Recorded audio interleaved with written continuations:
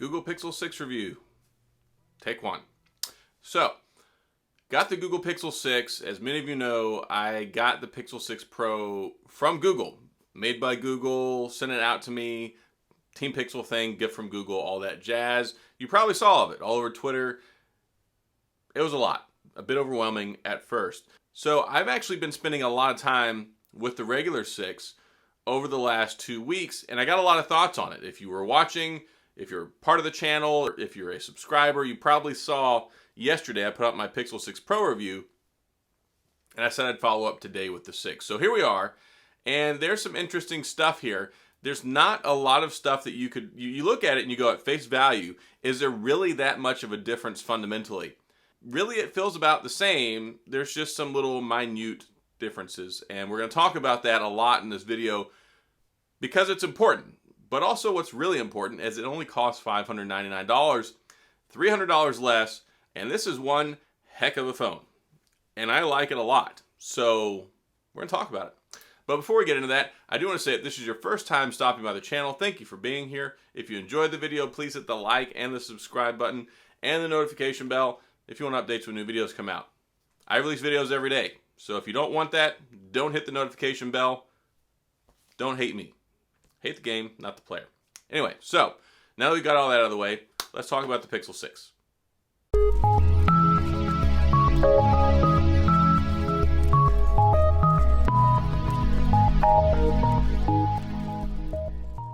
So the Pixel 6 and the 6 Pro, very much the same in a lot of ways. Kind of like the iPhone 13 and the iPhone 13 Pro. The iPhone 13 has the same processor, basically kind of same amount of RAM, same size screen, a lot of stuff. When you look at the 13 versus the Pro, and then you get into that Pro moniker and you're like, well, what's really different? And that's kind of what we get here. I've got the 6 Pro right here. Got a case on it, that's why it looks this way. But I've really been enjoying this one, and as soon as I got it, I was like, you know what, there's something special about this phone. Let me go spend my own money and buy the 6, because the 6 is the one that I think most people are going to want to buy, and I still stand by that statement. I made an unboxing video saying that it's probably the best Android phone this year for most people if you're looking at something the flagship caliber. If you're looking at a $300 phone, don't look at me sideways. I'm just saying, if you're looking at a flagship phone, at $599, it's a kind of a no-brainer in a lot of areas because there's not a lot of alternatives with this level of horsepower, this level of sophistication, the camera setup, so on and so forth. $599, a heck of a deal, especially with 5 years of support. So it's funny, I call this one, this is like the Baby Yoda edition, or the Yoda edition, Baby Yoda approved phone. This sort of seafoam color I like quite a bit. The coral one is still my favorite. One distinction is there's 3 colors for the Pixel 6, there's 3 for the 6 Pro. I kind of like the colors on the 6, which is funny because I typically gravitate more towards the Pro series phones or the larger series device, and I have the Pixel 6 Pro and I like it a lot, but I would much rather have this color or the coral color. Anyway, so let's talk about the similarities. So the Pixel 6 has the same processor as the 6 Pro. It has the same primary camera as the 6 Pro. Those two things alone right there are the biggest things when you look at the phones, because normally when you have a smaller phone and a larger phone, you think that you're getting a lot less of an experience. There are things that are tapered and pared down though, which help lower the cost. So when you look at the 6 Pro, you get a 6.7-inch screen and a 120 Hz refresh rate, Quad HD Plus. And then when you look at the Pixel 6, you get a 6.4-inch screen, so 0.3 inches smaller. It actually weighs 1 ounce less. This one comes in at just over 200 grams. It's less than half a pound. This one's right at about 210 grams. So there's very little difference in the weight department. But over here, Full HD Plus, 1080p screen, 90 Hz refresh rate on the Pixel 6. So they took it from 120 Hz to 90, and from Quad HD Plus in the Pro to Full HD Plus in the regular 6. You can't really tell much of a difference. It's very high in the over 400 pixel per inch category over here on the 6. It's a sharp looking phone. Like when you use it, it's a very enjoyable experience. The screen looks nice. I have very much enjoyed using it. And you have a flat screen. Some people really like the flat screen as opposed to the curved screen that you have over here on the 6 Pro. Some people would even say that's a benefit. So what else is different? Battery size. In the 6 Pro, you have a 5,000 milliamp battery. In the 6, you have a 4,600. Well, it's got a little bit smaller body and it's got a smaller screen, and it's also rocking full HD plus and a 90 hertz refresh rate. So you're going to actually get better battery life. Squeak out a little bit extra, just a little. And in my testing with the 6 Pro, I'm getting over 6 hours of screen on time. I was really surprised. I've used this phone for 2 weeks now. I looked at the battery yesterday and I got like almost 7.5 hours screen on time. That is uncanny because the brightness is turned way, way up all the time. I don't use adaptive brightness. I don't care for it. But either way, I've talked about that in a lot of videos. Battery life on this is stellar. I think it's very good on the 6 Pro. I think it's even maybe an extra 10-15% better on the 6. So you're going to be well taken care of there, I think. They're supposed to support 33 watt charging. I want to address this. I didn't really talk about this in the last video. There is a 30 watt charger from Google. The phone is supposed to support, I believe, 33 watts, but you're not getting the full 30 watts apparently, and it's not the fastest charging phone in the world. Theoretically, if you use like a 30 watt charger, you're supposed to get half of the phone recharged from like 0 to 50 in 30 minutes, or 1 to 50, whatever. I haven't tested that.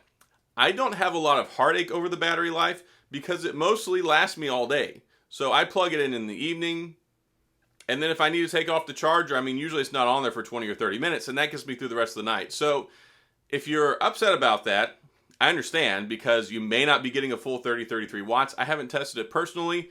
I don't find that it's that big of a deal because I'm not really killing the phone, and I use the phone heavily and extensively and more than 95% of people on this planet. So I can see the argument, but I don't think there's a lot of traction there.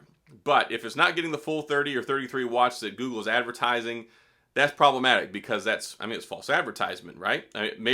I guess maybe it's a practice to round up. I don't know. Like if you look at motorcycles and it's like, oh, it's a 500cc engine. Well, usually it's like 470 and they just round the sucker up, or 468.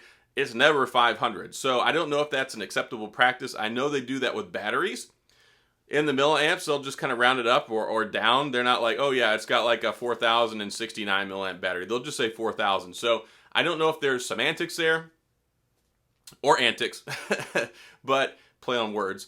But I don't have a problem with it. Neither one, either the 6 or the 6 Pro, they both charge perfectly fine to me. And I only use an 18 or a 20 watt charger. So I don't know. Anyway, so 6.4 inch screen, HDR10 plus, 90 hertz refresh rate.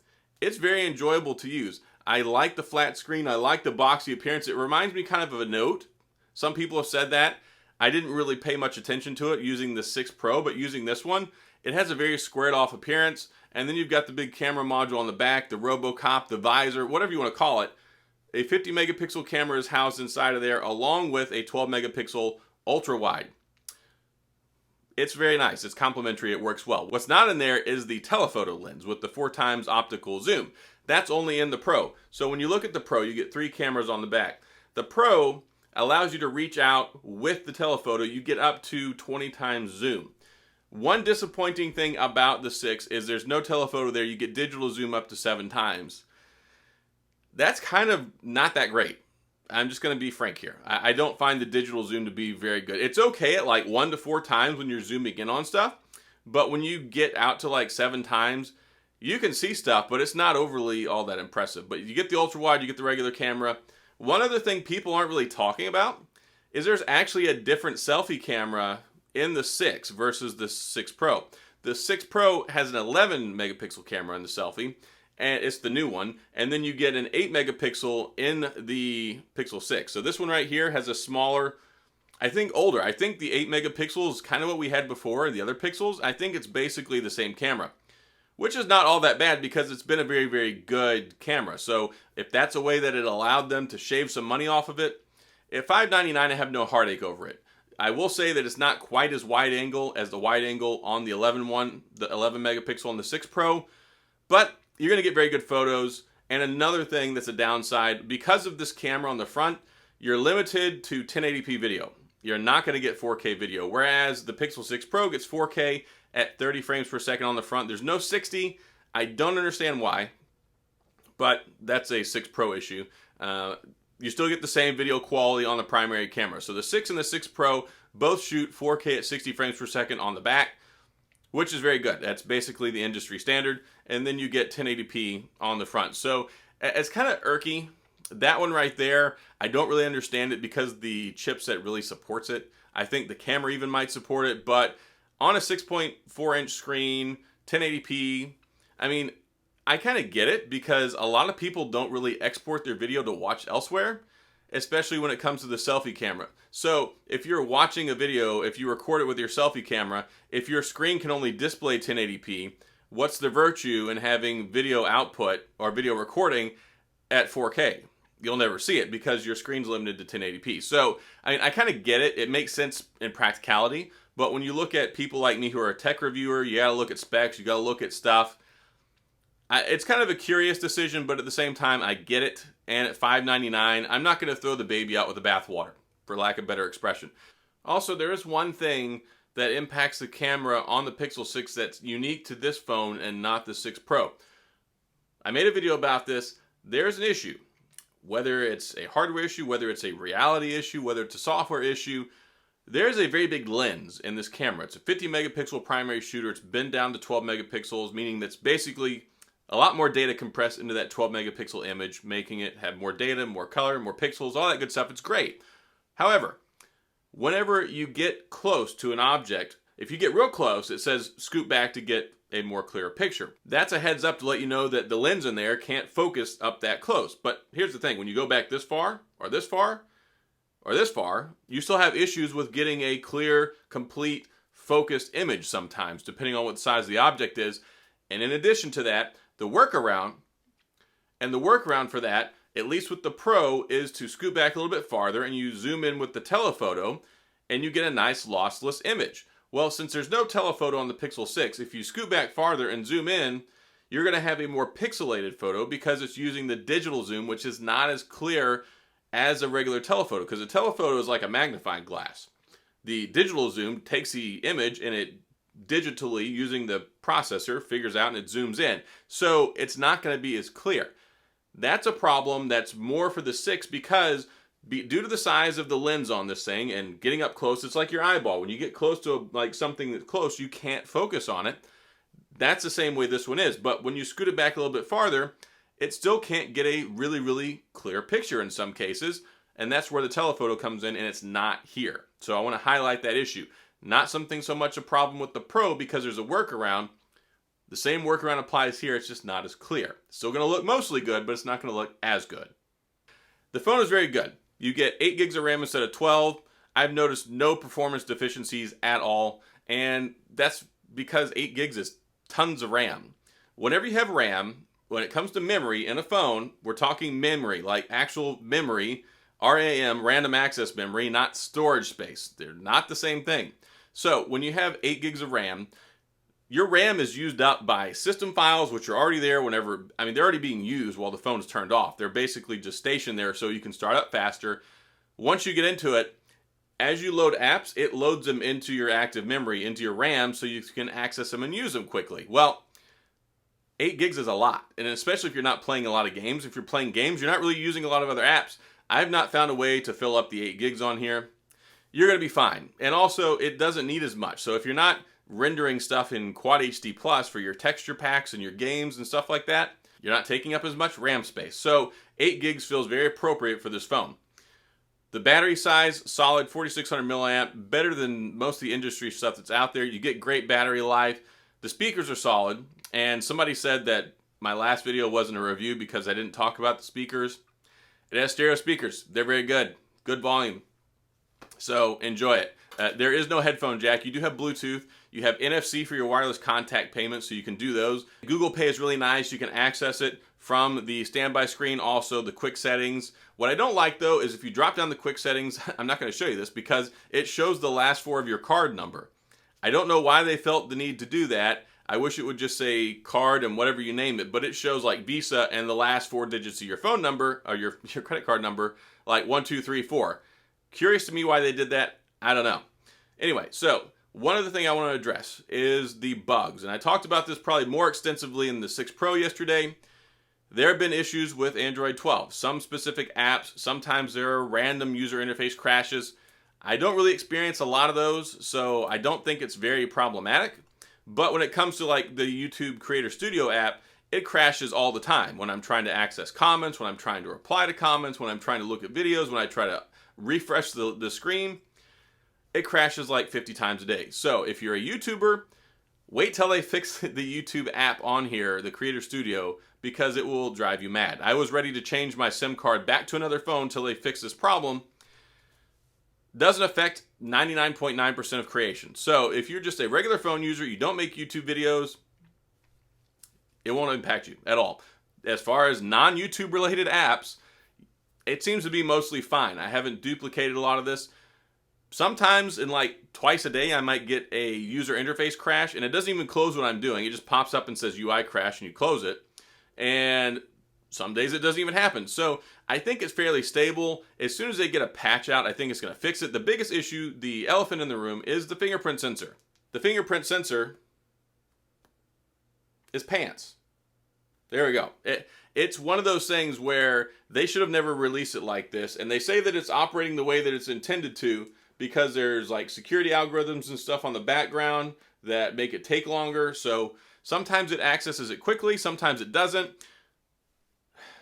They said that it could have supported facial recognition, and actually I believe can. I wouldn't be surprised if they push that out in a subsequent update or a big OS update.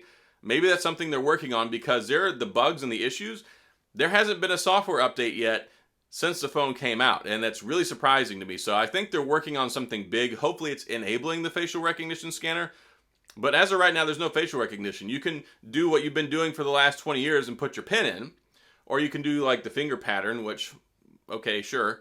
And then you have the fingerprint sensor, which is nah. And then if you put a screen protector on it, it makes the fingerprint sensor even worse. So very annoying.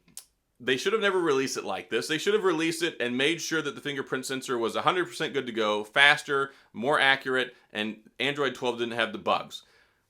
I'm just going to leave it at that. Do I think that that's a reason not to get the phone? If those are intolerable for you, then don't get it. I know people who have bought it and said, this fingerprint sensor sucks, I can't use it, I'm taking it back. I understand. I really do. And if that's how you feel about it, don't go buy one. And if you bought one and you don't like it, take it back. But it doesn't bother me that much. And I have a screen protector on mine. Mine mostly never works, and I enjoy using the phone so much. Most of the time, I just put my PIN in. It's not the end of the world. It is frustrating. It is not a Band-Aid. It is not a pass. They should have never released it like this. But is it catastrophic? No. So I'm just going to say that. Yeah, I do like the phone a lot. It's very enjoyable. It's refreshing. It's a different experience. It has the camera, it has the sophistication, it has the Titan M2 security chip, which basically makes it the most secure Android phone out there you can get right now, I think. And that's good. And some people are like, okay, yeah, Google security. Look, Google's very secure. They're good at not getting hacked. They're good at not letting people access your information. The problem is that Father Google has access to all of your information, but they have that already if you have a Google account and any other Android phone. So a lot of people are like, Google, no, they're evil. You're already using an Android phone. Google already has all your stuff, so it's kind of whatever. It's the same thing with Apple. That's just the reality of the world we live in. But as far as keeping your information and data secure from other people, they're pretty good at that. And then the Tensor chip. They've got this new chip. I've experienced some heat-related issues, especially if you're using GPS. If you use this with GPS while you're driving, holy wow, your phone will get hot. And you'll be like, wow, this is really hot. What I have noticed, though, is it doesn't seem like it makes the battery performance fall off the cliff. Traditionally, when a phone heats up a lot and it's running at like 100% and it gets really hot, that means the battery is just like being sucked out of it with a straw. It's just crazy. I haven't really experienced that here, and it's kind of an anomaly. It's kind of weird, really. But at the same point in time, I'm glad it doesn't. So the heat doesn't seem to be an issue, other than it just gets hot. And it seems to be, I think some people did some investigation. There's not any heat piping, I don't believe. You might have to watch Jerry rig everything in his video, but from what I've heard, there's no heat dissipation stuff to help mitigate the heat, which would explain it, which is kind of odd because it's based off of an Exynos processor by Samsung, which by their very nature and existence, get really hot. So I like that they got this custom Tensor chip designed by them, kind of made by Samsung or made by them based off the Exynos, has the custom AI cores, has the custom machine learning stuff. It's good. The Google translation is spot on. You can talk to it and it translates it from English to Spanish, English to Polish, English to Portuguese, whatever. And then you will press a button and it talks. it plays what you said so somebody can hear you and then talk back and you can translate it. You can carry on a conversation. It's really cool. And then you have the voice to text, which is amazing. It does it on the phone. It uses the AI, all that great stuff, and it does it quickly. So it's not reliant on an internet connection. So you're good to go there. The software stuff, you get the magic eraser. There are so many different software implementations here that you get because of a virtual being a Google phone. Also the call screening assistant. So nice. Like the first time you get a phone call on this, it like pays for itself, the phone, because you get a phone call and you're like, screen the call. And then they're like, oh, you're talking to somebody's Google Assistant. Tell me why you're calling and who you are. And then you get to see the text transcript from them, or they hang up 90% of the time. So it's really nice, unless it's your wife. And then it's fun for once or two or twice, and then they kind of get mad. But either way, sorry, honey. So the phone is really good. The performance is solid. Great battery life. Cameras are good. You don't have the telephoto. It doesn't quite have everything that the Pro does, but the Pro's also $899 and this one's $599. And at $599, I can recommend this all day long as a great phone. It's a really, really good phone. Second best phone that Google's ever made, followed by the Pixel Pro, which is the best, or preceded by the Pro, which is the best if you want to use chronology. But anyway, the 6 and the 6 Pro are very good. The prices are solid. I think the build construction is good. You've got Gorilla Glass Victus on the front. You got Gorilla Glass 6 on the back. You got wireless charging. I mean, IP68 dust and water resistance. You've got every basically flagship thing you could ask for, except, yeah, it's got a 1080p Full HD Plus resolution. You got 90 Hz refresh rate. The screen is basically the same, and it's flat, which some people like even more. So I like what they did here. It's not perfect. It really is not. But it has my seal of approval, and I think if you want to buy it, you're going to like the phone a lot. I don't know a lot of people who have tried it, and they've been like, you know what, this phone is terrible, I don't like it. Most people have been really surprised at how much they like it, and I can recommend it all day long. I bought this phone myself. This was not sent by Google like my 6 Pro. I went out, I spent the $600 myself, and I got it. I like it a lot. I think you'll like it a lot. If you don't, take it back. That's the great thing about buying things. If you don't like them, take it back. But yeah, I think that's about it. I've tried to address everything I can possibly think of. There are some issues, there are some caveats, there are a few asterisks, but at the end of the day, the performance, the value, the flagship level stuff you get here, the sophistication, and just a pure enjoyment, and all the Google features in here, make it a real winner in my book. Plus you get 5 years of support, and I think we're getting like 4 years of operating system updates. It's basically good till like Android 16, which is a really long time. And yeah, that's about it. So I'm going to wrap this up. I'm at like 20 minutes already, which is really, really long. I know there's not a lot of B-roll, but this is more like I've been using the phone. I went out, I bought it. I like it. Most of that stuff's been confirmed, at least in my experience. And I think that this is a solid phone for you guys. Like, if you want a good phone, you don't want to break the bank, you want basically flagship everything, or very close to flagship everything, this is as good as you're going to get in the Android world. And it's very competitive with the iPhone, very competitive with Samsung. I think Google did a good job. Like, there are areas where you still sit there and scratch your head like, why is the fingerprint sensor not that great? And why is there no facial recognition? I don't know, it doesn't make a whole lot of sense. But, they're probably trying to save dollars, but it's not in the Pro either. So this is the first generation. I expect the second generation to get better, and I expect this one to get better as it goes along. And one nice thing about the Google phones, the longer you have them, the more mature they get. When you buy a Samsung phone or an iPhone, basically that's it. What you see when you get it is what you get. With Google phones, they come up with new stuff. So like in the past when they came out with astrophotography and night sight, they retroactively apply that stuff to their previous flagship phones. So this phone is still not complete. I mean, it's complete as it is, but there's going to be new features that come along that you're going to get later on. And that's kind of cool. Never buy anything for what it can be. Buy it for what it is now, but that's how Google works. So I'm just telling you. Anyway, that's all I've got in this video. I like the Pixel 6, solid phone, $599. I don't think you can go wrong here. At that price and what you get is kind of hard. So that's all I've got. If you have any questions or comments, please feel free to leave those down in the comment section. I'll get back with you. If you enjoyed the video, please hit the like and the subscribe button and the little notification bell if you want updates when new videos come out. And as always, thanks for being here. I appreciate you watching, and I'll see you guys next time.